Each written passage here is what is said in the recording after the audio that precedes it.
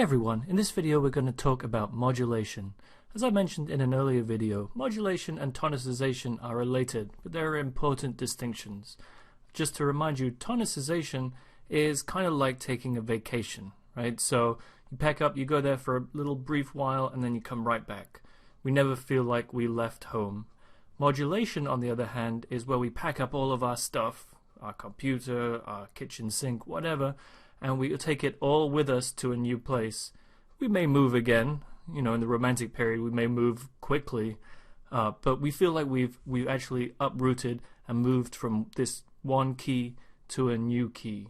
So modulation, there's lots of different types of modulation.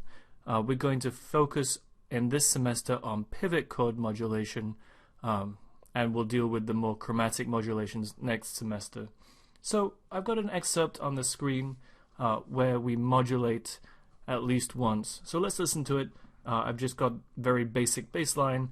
It's nothing to write home about.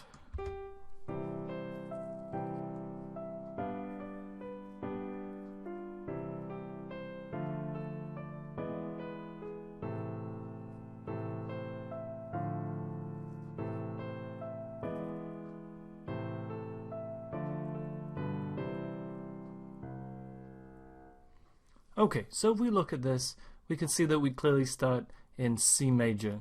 However, around the end of the first line, we have this G sharp that creeps in that suggests A minor. Now, as of last week, we might say, well, E major to A minor, that's probably just a 5 of 6, or 5/7 of 6. And if indeed this went 6 and then maybe 2, 5, 1, that would be exactly what it was. It would be a tonicization. In this case, however, we have this E major chord going to A minor, and then we stick around in A minor for a long time. We have this cadence here, this half cadence, and then we go back into A minor here. So this is clearly a candidate for a modulation. There are places where there's a gray area. This isn't one of them.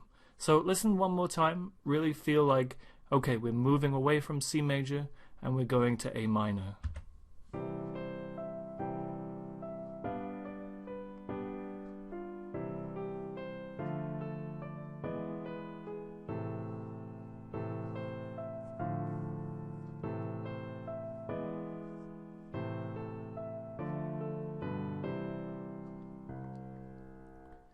Now we end up in C major again, so we do that by going back through, and we'll talk about this in the next video, going back through a pivot chord.